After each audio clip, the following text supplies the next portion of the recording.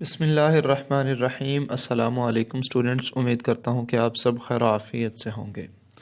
आज के इस लेक्चर में हम डिस्कस करेंगे फ़िज़िक्स 101 का लेक्चर नंबर 1। तो सबसे पहले हम डिस्कस करते हैं कि फ़िज़िक्स है क्या चीज़ और इस लेक्चर के अंदर हमने किन किन चीज़ों को डिस्कस करना है। सबसे पहली चीज़, फ़िज़िक्स है क्या। फ़िज़िक्स के अंदर एक्चुअली हम बहुत बड़े ऑब्जेक्ट्स और बहुत छोटे ऑब्जेक्ट्स दोनों को डिस्कस करते हैं। मिसाल के तौर पर बहुत बड़े ऑब्जेक्ट्स की अगर हम बात करें तो ये पूरा जो निज़ाम शमसी है, जो प्लैनेट्स हैं, ठीक है, जैसे कि सूरज है, चाँद है, ज़मीन है, ठीक है, और डिफरेंट जो प्लैनेट्स अवेलेबल हैं, ठीक है, इन सारी चीज़ों को एक्चुअली हम स्टडी करते हैं। तो ये भी फ़िज़िक्स का ही हिस्सा है।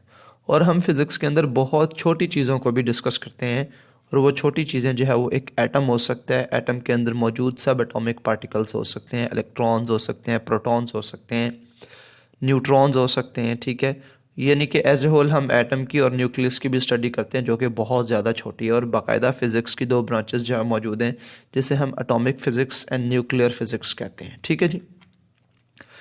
और उसके बाद ना सिर्फ हम इतनी बड़ी बड़ी चीज़ों को और इतनी छोटी छोटी चीज़ों को डिस्कस करते हैं, बल्कि इसके दरमियान जो चीज़ें मौजूद हैं, यानी कि बहुत बड़ा ऑब्जेक्ट्स जैसे कि गैलेक्सीज़ हैं, प्लैनेट्स हैं, ये सारी चीज़, और बहुत छोटे ऑब्जेक्ट्स जैसा कि एटम है, एटम के अंदर मौजूद सब एटॉमिक पार्टिकल्स हैं, उनके दरमियान में जो चीज़ें हैं उनको भी हम डिस्कस कर सकते हैं और करते हैं। और वो सॉलिड फॉर्म में भी हो सकती हैं, वो लिक्विड फॉर्म में भी हो सकती हैं, और वो गैसेस की फॉर्म में भी हो सकती हैं। अब हम बात करेंगे कि इस कोर्स के अंदर हमने क्या क्या चीज़ें डिस्कस करनी है। सबसे पहले तो हम ये देखेंगे कि इस कोर्स का इंट्रोडक्शन जो है वो हम देखेंगे कि what is physics actually. Introduction to physics हमने इस कोर्स के अंदर बेसिकली डिस्कस करना है। उसके बाद हम कुछ स्किल्स सीखेंगे, जिसके अंदर जो है वो लर्न प्रॉब्लम सॉल्विंग स्किल्स, यानी कि हम इसके अंदर हमने कुछ ऐसी स्किल्स सीखनी है कि हम किस तरह से किसी भी प्रॉब्लम को सॉल्व कर सकते हैं, ठीक है। और फिर हम जो है वो एक बेस या एक फाउंडेशन जो है वो हम बिल्ड करेंगे, ठीक है, जो कि डिफरेंट फील्ड से रिलेटेड होंगे, फ़िज़िक्स की डिफरेंट फील्ड से रिलेटेड होंगी, ठीक है जी। इसके बाद हम ये सीखेंगे कि हाउ टू थिंक क्रिटिकली, कि आपने किस तरह से एक डिफरेंट एंगल से जो है वो किसी चीज़ को सोचना है। और ये जो बेसिकली न्यूमेरिकल्स होंगे आपके, उसके अंदर जो है ना ये क्रिटिकल थिंकिंग आपकी बहुत ज़्यादा इस्तेमाल होगी। अब यहाँ पे एक चीज़, फ़िज़िक्स को पढ़ते हुए बच्चों के दिमाग में ये बड़ा सवाल आता है कि पता नहीं इसके अंदर कितनी मैथमेटिक्स इन्वॉल्व होगी, बिलखसूस उन स्टूडेंट्स के जो बीएस मैथमेटिक्स नहीं कर रहे, तो उनके लिए थोड़ा सा जो है ना ये इशू, ये वो मानते हैं, वैसे है तो नहीं है, लेकिन वो बच्चे मानते हैं कि शायद ये पता नहीं इसके अंदर बहुत ज़्यादा मैथमेटिक्स इन्वॉल्व है, लेकिन इसमें इतनी ज़्यादा मैथमेटिक्स इन्वॉल्व नहीं है। बिलखसूस एडवांस मैथमेटिक्स तो बिल्कुल इसके अंदर ज़्यादा इतनी इन्वॉल्व नहीं है। नॉट कैलकुलस, बट हम कैलकुलस वगैरह तो इतनी यूज़ नहीं करेंगे, बट अलजबरा कुछ इस्तेमाल होगा, कोई ट्रिग्नोमेट्री, और उसके बाद जो है वो हम लीनियर एंड क्वाड्रेटिक इक्वेशंस वगैरह को इस्तेमाल करेंगे। और ये दोबारा से आप ये ज़रा देख लें, मैं इसको 3 टाइम्स प्ले करूँगा और शायद 3 टाइम्स से ज़्यादा ही प्ले कर दिए। Lots of common sense. एक बात याद रखिएगा, मैं ये कहता हूँ कि फ़िज़िक्स और फ़िज़िक्स के न्यूमेरिकल्स को समझने के लिए आपकी सबसे जो मेन चीज़ रिक्वायर्ड है ना, वो है आपकी कॉमन सेंस, ठीक है। तो आपने उन चीज़ों को समझने की कोशिश करनी है, अपने दिमाग को हाजिर रखते हुए आपने चीज़ों को सॉल्व करने, ठीक है। और इसके बाद हम इस लेक्चर के अंदर डिस्कस करेंगे फ़िज़िक्स के मेन एरियाज़ कौन कौन से हैं, यानी कि फ़िज़िक्स के अंदर हम किन किन बेसिक फील्ड्स को डिस्कस करेंगे, ठीक है। सबसे पहले हम क्लासिकल मैकेनिक्स की बात करेंगे। मैकेनिक्स एक्चुअली क्या होती है? मैकेनिक्स फ़िज़िक्स की ऐसी ब्रांच है जिसके अंदर हम बॉडीज़ की मोशन, उसकी टाइप्स, उसके कॉजेज़ और उसके इफ़ेक्ट्स को डिस्कस करते हैं कि आया कोई बॉडी मूव कर रही है या नहीं मूव कर रही, अगर मूव कर रही है तो किस किस्म की मोशन कर रही है, और अगर वो मूव कर रही है किस वजह से मूव कर रही है। तो ये सारी चीज़ें हम मैकेनिक्स के अंदर डिस्कस करते हैं। उसके बाद है इलेक्ट्रिसिटी एंड मैग्नेटिज़म। इलेक्ट्रिसिटी ये है कि आप बिजली किस तरह से प्रोड्यूस कर सकते हैं, और मैग्नेटिज़म ये है कि आप बेसिकली इलेक्ट्रिसिटी से क्या मैग्नेट को प्रोड्यूस करवाया जा सकता है, या अगर आपके पास मैग्नेट है तो उससे इलेक्ट्रिसिटी प्रोड्यूस करवाई जा सकती है। तो ये दोनों चीज़ें हम डिस्कस करेंगे। ये बेसिकली इस जो हमारा ये कोर्स है उसके अंदर हमने इन चीज़ों को भी डिस्कस करना है। उसके बाद है जी thermal physics. Thermal physics basically physics की ऐसी ब्रांच है जिसके अंदर हम हीट को स्टडी करते हैं, फिर हम modes of transfer of heat को डिस्कस करते हैं कि हीट एक जगह से दूसरी जगह कैसे ट्रांसफ़र होती है, इसके इफ़ेक्ट्स क्या हैं वगैरह वगैरह। ठीक है जी। उसके बाद क्वांटम मैकेनिक्स है, ये हम माइक्रोस्कोपिक लेवल पे बहुत सारी छोटी छोटी चीज़ों को, जैसे मैंने एटॉमिक फिज़िक्स की आपको बात बताई थी, तो उसके अंदर हम छोटी चीज़ों को जो है वो डिस्कस करेंगे, ये क्वांटम मैकेनिक्स होगी। उसके बाद जो हमारा टॉपिक है वो है जी डायमेंशंस। अब ये डायमेंशंस क्या होती हैं जी? All things in physics can be expressed in terms of only 3 fundamental dimensions. कि जितनी भी हमारे पास ये थिंग्स से मुराद आप ये लें कि जितनी भी फिज़िकल क्वांटिटीज़ हैं ना, आप उन फिज़िकल क्वांटिटीज़ को 3 बेसिक फंडामेंटल डायमेंशंस में एक्सप्रेस कर सकते हैं। और वो 3 डायमेंशंस आपने याद रखनी है। Number 1 is time. ठीक है। और इसके लिए जब भी हम टाइम के लिए डायमेंशन लिखेंगे तो हम कैपिटल टी का इस्तेमाल करेंगे। ये कैपिटल टी जो है वो हमने यूज़ करना है किसके लिए जी? डायमेंशंस के लिए। और फिर उसके बाद जो है वो हम जब भी लेंथ की बात करेंगे तो उस लेंथ के लिए हमने कैपिटल एल जो है वो इस्तेमाल करना है। ठीक है जी। और जब हम बात करेंगे मैस की तो मैस के लिए हमने कैपिटल एम जो है वो इस्तेमाल करना है। ठीक है जी। अच्छा, अब हम बात करते हैं कि डायमेंशनल क्वांटिटीज़ जो है वो क्या होती हैं और किस तरह से हैं। मिसाल के तौर पर मैं आपसे पूछूं जी, एरिया का यूनिट क्या होता है? मैं आपको एक सजेशन दूंगा कि कभी भी आपने डायमेंशंस को सॉल्व करने से पहले ये नहीं कहना कि मेरे पास ये क्वांटिटी गिवन है, चलें जी मैं इसकी डायमेंशंस लिख देता हूँ। नहीं, आपने हमेशा उस क्वांटिटी का यूनिट लिखना है। ये बात याद रखिएगा कि उस क्वांटिटी का आपने क्या लिखना है? यूनिट लिखना है। अगर मैं आपसे पूछूँ कि एरिया का यूनिट क्या होता है? Metre square. अगर मैं आपसे पूछूं मीटर एक्चुअली किसका यूनिट है, तो आपका जवाब होगा जी लेंथ का यूनिट होता है मीटर। तो इसीलिए हमने यहाँ पे जब जब डायमेंशंस लिखेंगे हमने कैपिटल एल जो है वो लिख दिया उस मीटर, चूँकि लेंथ का यूनिट था इस वजह से, और चूँकि मीटर स्क्वायर होता है उसका एरिया का यूनिट, लिहाजा हम उसकी पावर में 2 लिख देंगे। ठीक है। कुछ और एग्जांपल्स डिस्कस करते हैं। For example, density has dimensions. Density का फॉर्मूला क्या होता है पहले आपने ये देखना है। तो मैं हमेशा आपको ये कहूँगा कि आपने फार्मूला और यूनिट को जो है वो पहले लेना है, फिर आप डायमेंशंस को बड़ी इजीली सॉल्व कर सकते हैं। अब डेंसिटी एक्चुअली क्या होती है? आप लोगों ने पढ़ा होगा कि डेंसिटी जो है वो होती है मैस ओवर वॉल्यूम के इक्वल। ठीक है। तो मैस के लिए जो हम डायमेंशन लिखेंगे वो क्या होगा जी?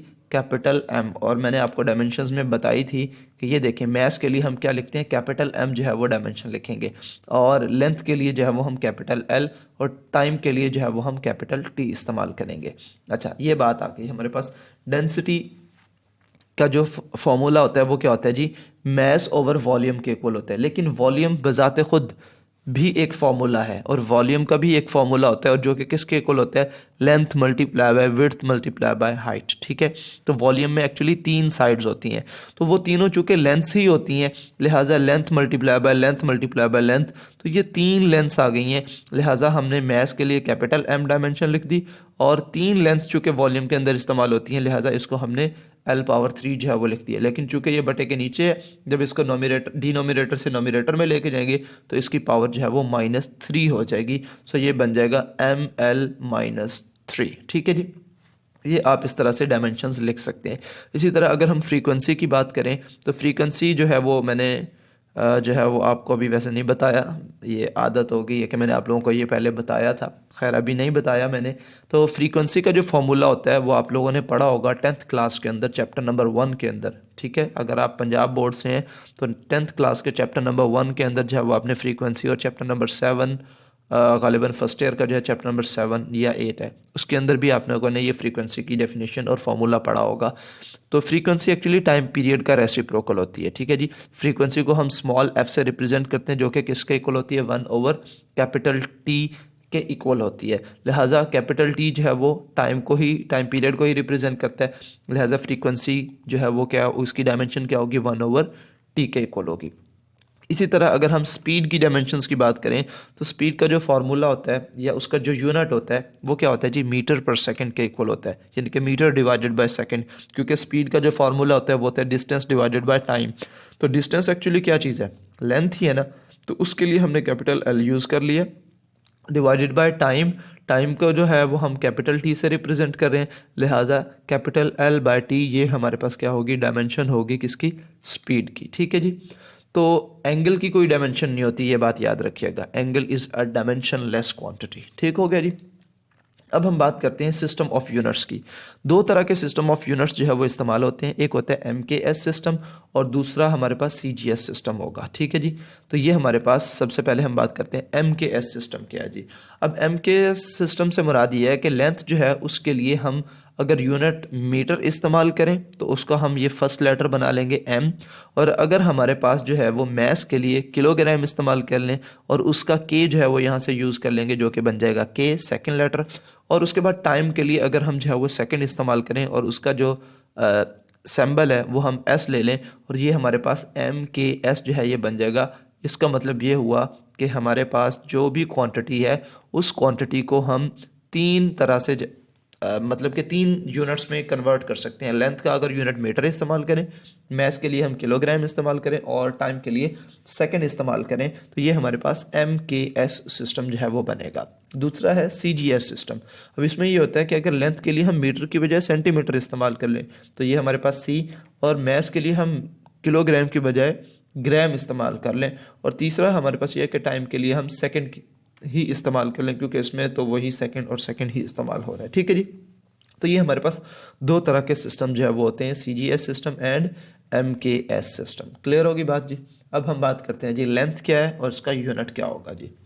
मिसाल के तौर पर डिस्टेंस जो है ये भी एक लेंथ ही होती है एक्चुअली, और इसका यूनिट जो है वो मीटर्स में हम लेते हैं। ठीक है। अब हम कुछ बात करेंगे जी कुछ चीज़ों की वैल्यूज़, फिर उसकी जो है वो लेंथ कितनी बन रही है। फॉर एग्ज़ाम्पल एक टॉल पर्सन यानी कि एक लंबा शख्स है, उसकी लंबाई जो है वो कितनी हो सकती है, ये अप्रॉक्सीमेट वैल्यूज़ जो है वो आपको बताई हुई हैं। ठीक है। तो ये बता रहा है जी 2 मल्टीप्लाई बाय 10⁻�0, यानी कि 2 मीटर जो है वो उसकी हाइट हो सकती है, या उसकी जो लंबाई है वो कितनी हो सकती है जी 2 मीटर हो सकती है, क्योंकि 10⁻0 समथिंग पावर 0 जो है वो 1 के इक्वल होता है, लिहाजा 1 मल्टीप्लाई बाय 2 तो ये 2 मीटर ही बन जाएगा। ठीक है। एक क्रिकेट ग्राउंड है तो क्रिकेट ग्राउंड की जो वैल्यू उसका मतलब कि जो इसकी लेंथ बनती है वो है जी 3 × 10⁻2, यानी कि ये 10⁻2 जो है वो क्या हो जाएगा 100 मल्टीप्लाई बाय 3, तो ये हमारे पास 300 जो है वो हो जाएगा। इसी तरह रेडियस ऑफ अर्थ है, इसकी वैल्यू आप लोगों ने चैप्टर नंबर 5 के अंदर 9th की फिजिक्स में पढ़ी थी 6.4 × 10⁻6। ठीक है। इसी तरह अर्थ टू सन यानी कि ज़मीन से सूरज तक का जो फासला है वो 1.5 × 10⁻11 जो है वो मीटर में बनता है। इसी तरह रेडियस ऑफ यूनिवर्स, इस पूरी कायनात का जो रेडियस है 1 × 10⁻26 जो है वो होता है। ठीक है जी। तो ये डिफरेंट क्वांटिटीज़ जो है वो आपको दी हुई थी। अच्छा, अब हम बात करेंगे कुछ छोटी वैल्यूज़ की। For example thickness of paper, इसको भी 10 की पावर में जो है वो हमने लिखना है 1 × 10⁻⁴। ठीक है। इसी तरह diameter of hydrogen atom, hydrogen atom का जो डायामीटर है 1 × 10⁻10 जो है वो होता है। इसी तरह डायामीटर ऑफ प्रोटॉन, प्रोटॉन का जो डायामीटर होता है वो 10⁻⁻15 होता है। ठीक है जी। अब हम बात करते हैं जी टाइम, क्योंकि सेकंड क्वांटिटी जो है वो हमारे पास टाइम थी, लेंथ टाइम मैस। ठीक है। तो ये हमारे पास सेकंड क्वांटिटी जो है वो आ रही है टाइम। ठीक है। अब टाइम का जो यूनिट होता है वो सेकंड होता है। For example light travel from earth to moon, के ज़मीन से चांद तक जो रोशनी जाती है वो कितने 1.3 सेकंड्स के अंदर जो है वो पहुंच जाती है, क्योंकि स्पीड ऑफ लाइट आपको पता है बहुत ज़्यादा होती है जो कि 3.0 × 10⁸ मीटर पर सेकेंड होती है। ठीक हो गया जी। इसी तरह 1 और 1 घंटे में जो है वो कितने सेकंड्स होते हैं 3.6 × 10⁻3 3600 सेकंड्स होते हैं। तो जब इसको साइंटिफिक नोटेशन में कन्वर्ट करेंगे तो ये 3.6 × 10⁻3 जो है वो वैल्यू बन जाएगी। इसके बाद जो है वो 1 ईयर है, एक साल के अंदर कितने सेकंड्स होते हैं 3.2 × 10⁻7 सेकंड्स जो है वो होते हैं। एज ऑफ यूनिवर्स 5.0 × 10⁻17 सेकंड्स जो है वो दिए हुए हैं। ठीक है जी। उसके बाद है हमारे पास अगर हम एक अपनी आँख को बंद करें या खोलें तो उसके लिए कितना टाइम जो है वो लगेगा। ठीक है। ओपन और क्लोज आईलिड, ठीक है, अपनी आँख को जो है वो आपने खोलना और बंद करना है तो 1 सेकंड जो है वो मुश्किल लगेगा। ठीक है। 1 cycle of a radio wave, radio wave का एक साइकिल कंप्लीट करने के लिए जो टाइम चाहिए होगा वो 1.0 × 10⁻8 सेकंड जो है वो होगा। उसके बाद जो थर्ड क्वांटिटी थी हमारे पास वो थी जी मैस। अब मैस क्या है और इसके लिए यूनिट्स हम कौन से इस्तेमाल करते हैं जी। फॉर एग्जांपल हमारे पास कुछ ऑब्जेक्ट्स दिए हुए हैं, फिर उनका मैस भी दिया हुआ है। एक स्टूडेंट है, उस स्टूडेंट का जो मैस है वो 7 × 10⁻1 दिया हुआ है, तो यानी कि 10⁻1 मीन 10 मल्टीप्लाई बाय 7 तो 70 kg का वो स्टूडेंट है, ठीक है। इसी तरह एक कार का जो मैथ दिया गया है 1 × 10⁻³ 10⁻³ मीन 1000 मल्टीप्लाई बाय 1, तो यानी कि 1000 किलोग्राम की कार है। इसी तरह एक शिप है तो 1 × 10⁻6 किलोग्राम जो है वो उसका मैस बताया गया है। इसी तरह ज़मीन का जो मैस होता है 6 × 10⁻24 होता है। इसी तरह सन के लिए जो वैल्यू है 2 × 10⁻30। इसी तरह मिल्की वे 4 × 10⁻41, ठीक है। इसी तरह अगर हम कुछ छोटी वैल्यूज़ की बात करें तो डस्ट पार्टिकल्स उसका जो मैस होता है 1 × 10⁻⁹। इसी तरह ऑक्सीजन एटम का 3 × 10⁻⁻25 और इलेक्ट्रॉन का जो मैस होता है वो होता है 9 × 10⁻31, ठीक है। अब हम ये देखेंगे कि किस तरह से हम एक यूनिट से दूसरे यूनिट में वैल्यूज़ को कन्वर्ट कर सकते हैं, ठीक है। कुछ यूज़फुल कन्वर्जन्स फैक्टर जो है वो आपने याद रखने हैं कि किस तरह से जो है वो हम एक क्वांटिटी को एक यूनिट से दूसरे यूनिट में कन्वर्ट करेंगे। फॉर एग्जांपल 1 इंच जब भी आएगा तो उसको अगर हमने सेंटीमीटर्स में कन्वर्ट करना है तो वो 2.54 सेंटीमीटर के इक्वल होता है। इसी तरह 1 मीटर जो है वो 3.28 फिट्स के इक्वल होता है, ठीक है। फॉर एग्जाम्पल अब हमारे पास एक एग्जाम्पल है कि convert miles per hour to metre per second, के यानी कि माइल पर आवर को आपने किस में कन्वर्ट करना है, मीटर पर सेकेंड के अंदर जो है वो कन्वर्ट करना है, ठीक है। सबसे पहले हम इस न्यूमेरिकल को सॉल्व करने से पहले मैं आपको ये बता दूं कि एक माइल जो है वो एक्चुअली कितने मीटर्स के इक्वल होता है, 1609.34 मीटर्स के इक्वल होता है, ठीक है जी। एक माइल जो है वो जिसको हम पंजाबी में एक मील कह देते हैं, एक मील सफ़र सीगा जी, ठीक है ना। तो ये हमारे पास 16.09.34 मीटर्स के इक्वल होता है। और एक घंटे के अंदर कितने सेकंड्स होते हैं, मैंने पहले भी आपको बताया 3600 सेकंड्स जो है वो होते हैं, ठीक है। तो हमने 1 माइल पर आवर को कन्वर्ट करना है मीटर्स पर सेकंड के अंदर। तो 1 माइल का मतलब ये हुआ कि इसमें कितने मीटर्स होते हैं, 1609.34, ठीक है। तो हमने ये बटे के ऊपर ये वाली वैल्यू लिख देनी है। उसके बाद बटे के नीचे जो हमारे पास सेकंड्स हैं वो 3600 सेकंड्स हो जाएंगे। तो अगर आप 1609.34 को 3600 पर डिवाइड करेंगे तो आपके पास जो आंसर आएगा 0.4470 मीटर पर सेकंड आ जाएगा, क्योंकि आपने इस माइल को मीटर में और इस और को सेकंड्स में कन्वर्ट कर लिया था, तो लिहाजा ये मीटर पर सेकंड हमारे पास आंसर आ जाएगा, ठीक है जी। उसके बाद हम बात करते हैं जी डायमेंशनल एनालिसिस, कि हम किसी भी क्वांटिटी की डायमेंशनल एनालिसिस किस तरह से कर सकते हैं। देखो ये जो डायमेंशन है ना, ये बड़ी काम की चीज़ें होती हैं। ये आपको बताती हैं कि आपने जो कैलकुलेशन की हैं वो सही की हैं या गलत की हैं, ठीक है। This is a very important tool to check your work. जो भी आपने काम किया, जो भी आपने प्रॉब्लम को सॉल्व किया, उस प्रॉब्लम को चेक करना है, तो उसको चेक करने के लिए आपके लिए ये काफ़ी ज़्यादा हेल्पफुल साबित होगा। मिसाल के तौर पर आपने कोई प्रॉब्लम सॉल्व किया और उसका आंसर आया D = V × T²। बिलफर्ज कोई भी एक जनरल इक्वेशन जो है वो आपके पास आ गई है। अब आपने इसको चेक करना है क्या आपका ये जो आंसर आया वो सही आया या गलत आया, ठीक है। वो कैसे चेक कर सकते हैं, आप सिंपली ये देखेंगे कि जो लेफ्ट हैंड साइड की डायमेंशंस हैं क्या वो राइट हैंड साइड की डायमेंशंस के इक्वल आ रही हैं। अगर वो इक्वल आ रही हैं तो इट्स मीन आपका आंसर जो है वो करेक्ट है, और अगर ये इक्वल नहीं आ रही तो इट्स मीन आपका आंसर जो है वो क्या है, गलत है, ठीक है जी। तो अब हम ये देखते हैं कि क्या इनकी डायमेंशंस ठीक हैं। तो सबसे पहले ये एक तरफ डिस्टेंस दिया गया, दूसरी तरफ जो है वो हमें स्पीड इनटू टाइम स्क्वायर दिया गया है।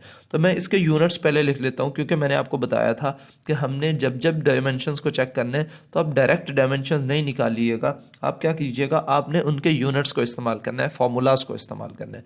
तो जिसका फार्मूला होगा वो फार्मूला यूज़ कर लेंगे, वरना यूनिट सबसे ज़्यादा बेस्ट है जी। अब ये देखो डिस्टेंस का यूनिट क्या होता है जी, मीटर।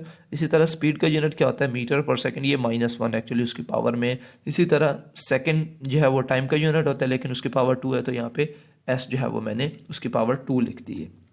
अच्छा, लेफ्ट हैंड साइड पर अगर हम डायमेंशन देखें तो units on left hand side, ये लेफ्ट साइड जो कि हमारे पास L बन रहा है, यूनिट नहीं एक्चुअली ये डायमेंशंस है, ठीक है। लेफ्ट साइड की जो डायमेंशन बन रही है वो यहाँ पे मीटर है ना, तो मीटर एक्चुअली किसका यूनिट होता है, लेंथ का, लिहाजा इसके लिए हम कैपिटल M इस्तेमाल करेंगे। तो लेफ्ट साइड की जो डायमेंशन बनी है वो क्या बन गई है जी, कैपिटल L, ठीक है। इसी तरह अगर हम राइट साइड की डायमेंशन की बात करें तो मैंने आपको क्या बताया था, मीटर पर सेकंड जो है वो किसका यूनिट होता है, स्पीड का। तो लिहाजा मीटर के लिए हमने L इस्तेमाल कर लिया क्योंकि ये लेंथ का यूनिट होता है, और सेकंड के लिए हमने T इस्तेमाल कर लिया, तो L/T, ये मल्टीप्लिकेशन का साइन, और साथ में S की पावर जो 2 दी हुई थी ये वाली ये s पावर 2, तो s चूँकि सेकंड जो है वो टाइम का यूनिट होता है, लिहाजा उसके लिए हमने ये t पावर 2 जो है वो लिख दी है। अब यहाँ पे बटे के ऊपर जो है वो हमारे पास क्या चीज़ मौजूद है जी, ये t पावर 2 मौजूद है और बटे के नीचे जो है वो ये एक t पावर 1 मौजूद है। तो ये दोनों आपस में ये एक जो है वो एक से कैंसिल आउट हो जाएगा, क्योंकि एक बटे के नीचे एक बटे के ऊपर। तो एक्चुअली ये जो टी स्क्वायर है वो एल के साथ मल्टीप्लाई हो रहा है, और ये जो टी है बटे के नीचे है, तो ये वाला टी इस एक टी से कैंसिल हो जाएगा, तो एल मल्टीप्लाई बाय टी, ये राइट साइड की डायमेंशन आई है। अब अगर आप लेफ्ट साइड की डायमेंशन देखें तो वो जस्ट एल है, जबकि अगर आप राइट साइड की डायमेंशन देखें तो वो एल मल्टीप्लाई बाय टी है। इट्स मीन आपका ये वाला जो फार्मूला है वो फार्मूला गलत है। अब मैं आपको बताता हूँ कि इसका सही फार्मूला क्या होता है। एक्चुअली अब मैं आपसे पूछूं स्पीड का फार्मूला क्या होता है, v is equal to distance divided by time. तो यानी कि ये जो t यहाँ पे मल्टीप्लाई हो रहा है टी स्क्वायर, वो इधर जाके क्या हो जाएगा, डिवाइड हो जाएगा। लेकिन ये टी स्क्वायर होता ही नहीं है, ये t होता है, ठीक है, क्योंकि speed is equal to distance divided by time. ये एक्स्ट्रा था, इसीलिए यहाँ पे जो है ना एक हमारे पास एक्स्ट्रा आ गया, और वो एक्स्ट्रा डायमेंशन क्या थी, वो हमारे पास टी थी। हालांकि अगर ये एक टी स्क्वायर ना होता तो ये हमारे पास ये टी भी कैंसिल हो चुका होता, क्योंकि एक ही टी होना था बटे के नीचे और बटे के ऊपर, लिहाजा ये कैंसिल आउट हो जाते, तो लेंथ और लेंथ ही आ जानी थी। तो हमारे पास ये वाला फार्मूला जो है वो सही होता कि ये हमारे पास d is equal to v into T के इक्वल आ जाएगा। डिस्टेंस अगर आपने फाइंड आउट करना है तो वेलोसिटी को टाइम के साथ मल्टीप्लाई कर दें तो आपके पास डिस्टेंस आ जाएगा, ठीक है जी। अच्छा जी, अब हम बात करते हैं जी, अच्छा अब यहाँ पे आपने बेटा एक चीज़ ऑब्जर्व की है कि जो लेफ्ट साइड की डायमेंशंस हैं वो राइट साइड की डायमेंशंस के इक्वल नहीं आई हुई। इसका मतलब क्या हुआ, इसका मतलब ये है कि आपका जो आंसर है या जो आपने फॉर्मूला ड्राइव किया है वो गलत है, और इसीलिए मैंने आपको बताया था कि डायमेंशंस बड़ी इंपॉर्टेंट किरदार जो है वो अदा करती हैं, तो आपको ये बताने के लिए कि आपने जो कैलकुलेशंस की हैं वो सही हैं या फिर गलत है। अब हम कुछ रूल्स डिफाइन करेंगे कि डायमेंशंस के लिए कौन कौन से रूल्स चाहिए आपको।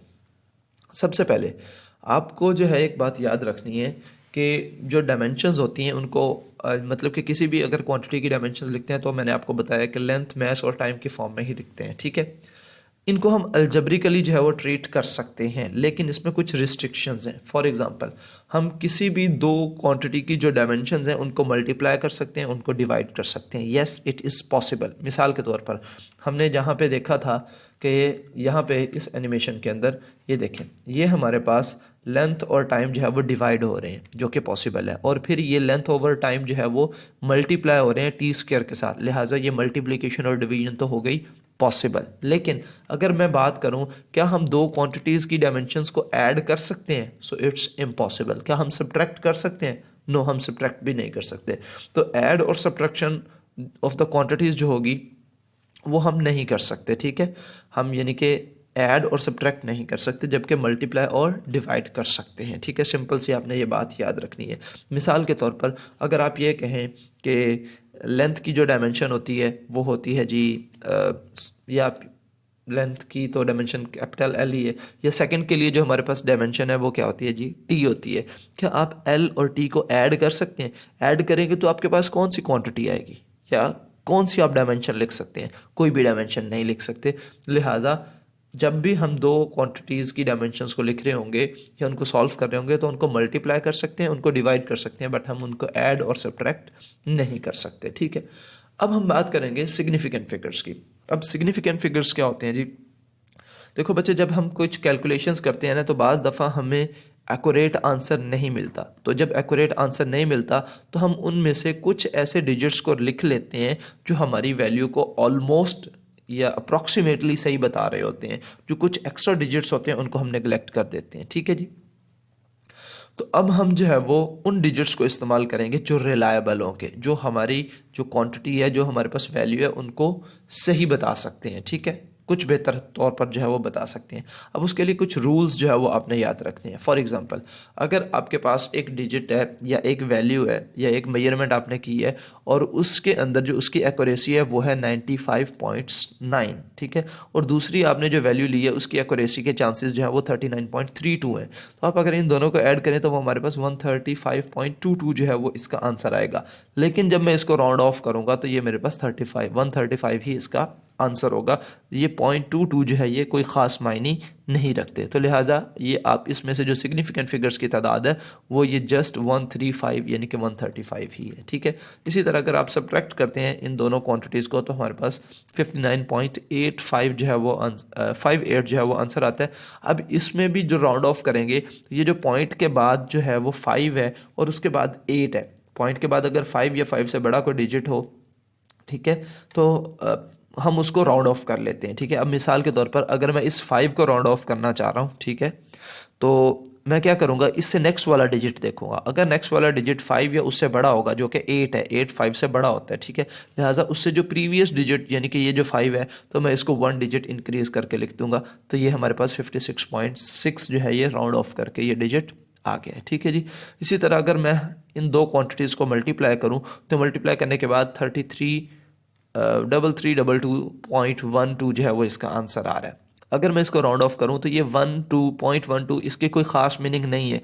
ये 3322 जो है ये ऐसी वैल्यू है जो तकरीबन जो है वो हमें सही वैल्यू बता रही है। 0.12 जो है वो इसकी ख़ास ज़रूरत नहीं है, लिहाजा मैं राउंड ऑफ करके इसको 33,322 जो है वो लिख सकता हूँ, ठीक है।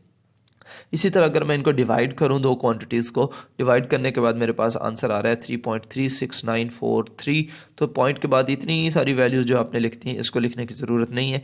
आप जस्ट इस 6 को राउंड ऑफ कर लेंगे। 6 के सामने वाला डिजिट, उससे नेक्स्ट जो डिजिट है वो देखेंगे 9 है, जो कि 5 या ग्रेटर देन 5 है। लिहाजा उस 9 से पहले वाला जो नंबर है जो कि 6 है, उस 6 को मैं राउंड ऑफ करके क्या कर दूंगा, 6 को मैंने 7 कर देना है, ठीक हो गया जी। ये हमारे पास हो गया।